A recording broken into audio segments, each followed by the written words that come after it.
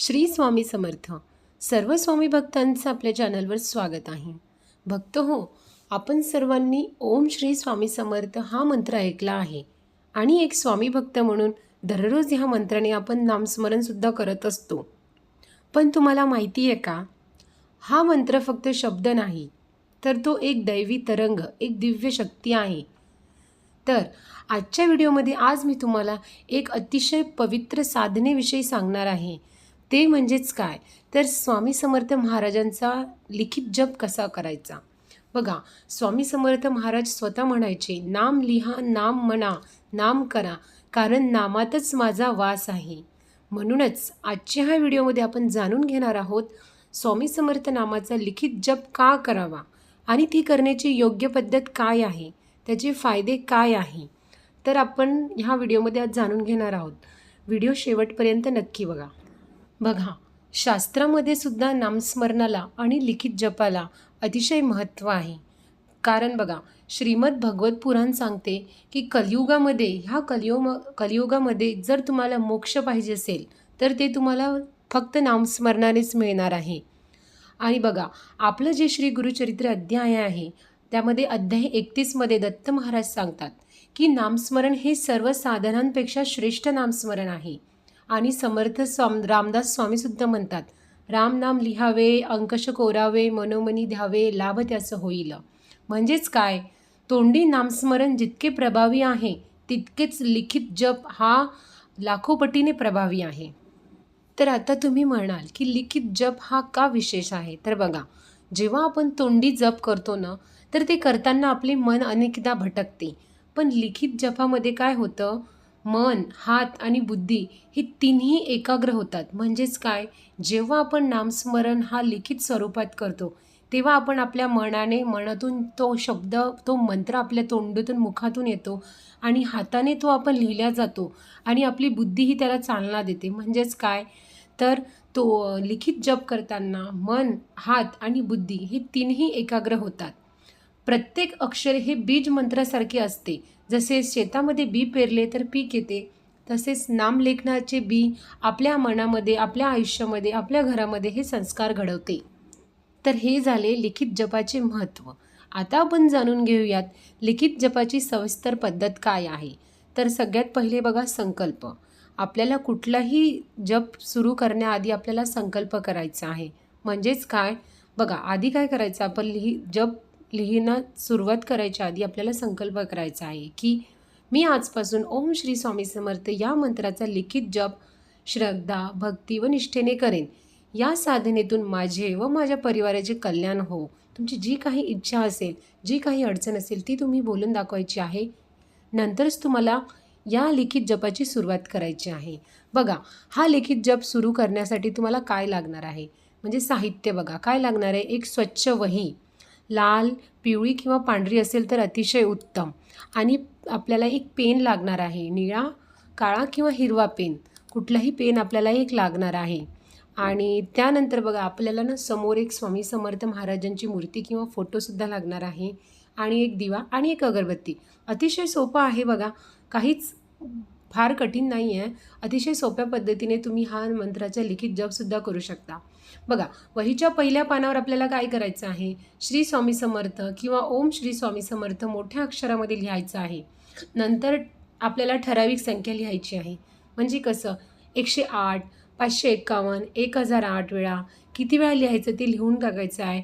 आणि बघा, जे तुम्ही अक्षर लिहिणार आहात ते एकदम नीट, स्वच्छ आणि एक समान अक्षरांमध्ये लिहायचं आहे. आणि आता हा लिखित जप करण्यासाठी तुम्हाला वेळ आणि जागा ती सुद्धा अतिशय महत्त्वाची असते. तर बघा, तुम्ही जर ब्रह्ममुहूर्तावर हा लिखित जप करत असाल तर ते उत्तम फलदायी ठरते. म्हणजेच काय, ब्रह्ममुहूर्त म्हणजेच काय, पहाटे 4 ते 6 हा सर्वोत्तम मुहूर्त आहे. यावेळेस बघा, सर्व शांतता असते आणि एकाग्र मनेने तुम्ही हा लिखित जप पूर्ण करू शकता. तर तुम्हाला जर हा जप करायचा असेल तर माझ्या मते तुम्ही ब्रह्ममुहूर्तावर सकाळी 4 ते 6 या वेळेस केलात तर ते अतिशय सर्वोत्तम.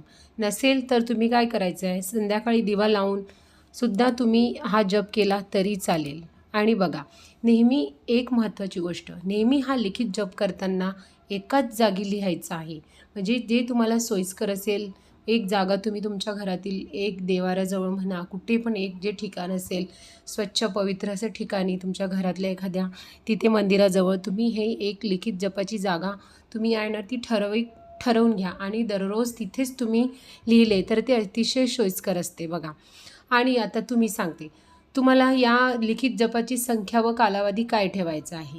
बघा, एका वहीमध्ये किमान 1,00,000 मंत्र व्हायला पाहिजे. पुढे त्याची संख्या तुम्ही 11,00,000, 21,00,000, 51,00,000 मंत्र अशी सुद्धा करू शकता. अनेक भक्त काय करतात बघा, 108 वही पूर्ण करतात, ज्याला नामसिद्धी म्हणतात. तर तुम्ही तसं केलं तरी चालते, पण किमान एका वहीमध्ये तुम्हाला 1,00,000 किंवा 1,25,000 हा अतिशय म्हणजे प्रभावी आहे. तर तुम्ही एका वहीमध्ये 1,25,000 मंत्र आणि त्यानंतर पुढे 11,00,000, 21,00,000, 51,00,000 असा जर केला तर उत्तम फलदायी ठरणार आहे मित्रांनो. जसं जसं तुम्ही हा लिखित जप करण्यास सुरुवात करणार ना, तुम्हाला त्याचे फायदे दिसू लागणार आहे. म्हणजेच कसं काय, जर तुम्ही हा लिखित जप सुरू केला आणि तुमचा हा 51,000, 11,000, 21,000 एवढे जप जर तुमचे पूर्ण झाले तर तसतसे तुम्हाला त्याचे फायदे दिसू लागणार आहे. म्हणजेच काय, तर तुमच्या आयुष्यामध्ये तुमच्या घरामध्ये तुम्हाला मानसिक शांती, तुमच्या आयुष्यातील तुमच्या दैनंदिन जीवनातील तुमचा आत्मविश्वास वाढणार आहे. तुमचे पाप जे आहे ना ते सुद्धा कमी होणार आहे. तुमची कर्मबंधने जी म्हणतात ना ती सुद्धा कमी होणार आहेत. तुम्हाला आरोग्य लाभणार आहे. तुमच्या आयुष्यामध्ये तुमच्या जीवनामध्ये ज्या काही संकटे असतील, ज्या काही अडथळे असतील ते सुद्धा दूर होणार आहे. नोकरी व्यवसायामध्ये तुमची अतिशय प्रगती होणार आहे. तुम्हाला तुमच्या आयुष्यामध्ये कौटुंबिक सुख, शांती, समृद्धी ती सुद्धा लाभणार आहे. जे विद्यार्थी असतील, जे शिकणारे असतील, जे शाळेमध्ये जात असतील, तुमच्या घरातील लहान मुलं, त्यांच्या मनामध्ये अभ्यासाविषयी एकाग्रता तीसुद्धा निर्माण होणार आहे आणि त्यांना पुढे आयुष्यामध्ये यश प्राप्त होणार आहे. तुमच्या घरामध्ये तुमची आध्यात्मिक प्रगतीसुद्धा होणार आहे. तर हे सगळे आहेत ह्या लिखित जपाचे फायदे. बघा, हा लिखित जप सुरू करण्याआधी तुम्हाला ना एक प्रार्थना मांडायची आहे. म्हणजेच काय, जेव्हा तुम्ही संकल्प करत असणार, संकल्प केला, तुम्ही लिखित जप करायला सुरुवात करणार आहात आणि आधी संकल्प केला, त्यानंतर तुम्हाला एक छोटीशी प्रार्थना करायची आहे. ती म्हणजेच काय बघा, समोर कसं करायचं आपल्याला, हे अक्कलकोट स्वामी समर्थ महाराज, तुझ्या नामात माझे मन एकाग्र राहो, सर्व दुःख नष्ट होवत, माझ्या जीवनामध्ये सुख शांती व तुझीच कृपा नांदो, ही तुझ्या चरणी मी प्रार्थना करून ह्या लिखित जपाला सुरुवात करते, असं म्हणून तुम्हाला हा जपाची सुरुवात करायची आहे. बघा, स्वामी समर्थ महाराजांचा लिखित जप हा एक अमोघ उपाय आहे. ग्रंथांनी सांगितलेला, संतांनी केलेला आणि स्वामींनी स्वतः दिलेला हा आदेश आहे. तो आपण सर्वांनी पाळायलाच हवं. तर अशा प्रकारे तुम्ही स्वामी समर्थ महाराजांचा लिखित जप करून तुमच्या आयुष्यामध्ये सुख समृद्धी आणि स्वामी समर्थ महाराजांची कृपा तुमच्यावर, कृपादृष्टी तुमच्यावर लाभून घेण्यासाठी हा जप कराल अशी मी तुम्हाला विनंती करते आणि आजच्या व्हिडिओचीही शेवट करते. व्हिडिओ तुम्हाला आवडला असल्यास कमेंटमध्ये नक्की कळवा आणि तुमच्या व्हिडिओ संबंधित जर तुमचे काही प्रश्न असतील तर ते तुम्ही मला नक्कीच विचारू शकता. चॅनलवर जर तुम्ही नवीन असाल तर चॅनल सबस्क्राईब करायला विसरू नका. श्री स्वामी समर्थ.